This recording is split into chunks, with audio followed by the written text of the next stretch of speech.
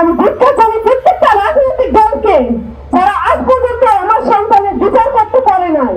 আমার সন্তানরা যে জীবন দিয়ে গেছে, বাংলাদেশকে সুন্দর করে গড়ে তোলার জন্য তো জীবন দিয়ে গেছে, কিন্তু তারা নির্বাচন নিয়ে ব্যস্ত।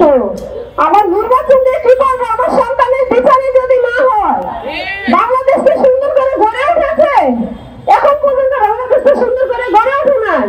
আমি আইন উপদেষ্টাকে স্যারকে আমি জানাতে চাই আপনাদের মাধ্যমে, উনি যে একটা গুরুত্বপূর্ণ চেয়ারে বসে আছেন, উনি কিভাবে বসে আছেন? উনি থাকাকালীন অবস্থায় আমাদের আশুলিয়া থানার সামনে যে ঘটনাটা হয়েছে, ভয়াবহ ঘটনা, রাত 10টা পর্যন্ত এখানে গোলাগুলি চলছিল, কিন্তু সেই লোকগুলোকে সেনাবাহিনী দুইজন আহত হওয়ার পরে হেলমেট বাহিনী, পুলিশ বাহিনী ধরে নিয়ে যে সবাই ক্যান্টনমেন্টে নিয়ে আসলো, সে আসামিগুলো কোথায় গেল?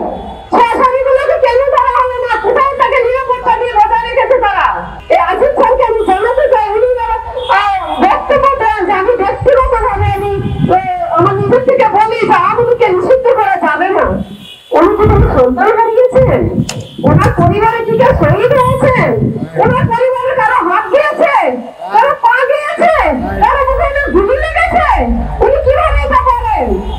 উনি নাকি আওয়ামীকে নিষিদ্ধ করার জন্য আইন ওনার কাছে নেই। যদি ওনার কাছে আইন না থাকে, তাহলে আমি শহীদ স্বজনের মা হিসেবে বলবো যে যারা আন্দোলনে সক্ষম ছিল, রাস্তায় যারা উপস্থিত ছিল, তাদেরকে এই আশির চারি জায়গায় বসে বিচার কার্য পরিচালনা করা হোক।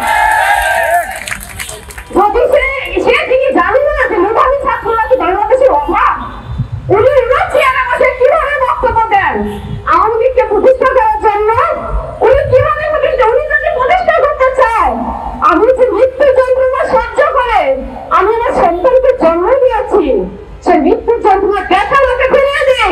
আমাদের সন্তানরা শহীদ সরকারকে ঘটাইতে সক্ষম হয়েছে, আর উনি তো মাত্র চেয়ারে বসেছেন। উনি কিসের ক্ষমতা দেখান? উনি কেমন করি এখন উনি ওইভাবে কথা বলেন? উনি কেন এখন বিচার কার্য ব্যাহত করতেছেন? কেন এখানে ধরতে পারতেছেন না? ভূতাচুরকে যদি ধরে অর্ডার দিতে পারে, আমাদের এতগুলো সন্তান নিহত হয়েছে, এতগুলো সন্তান আহত হয়েছে, সেই মানুষগুলোকে খুনিগুলোকে কেন ধরার অর্ডার দেয় না? তাহলে ওনার কাছে দোষ নেই।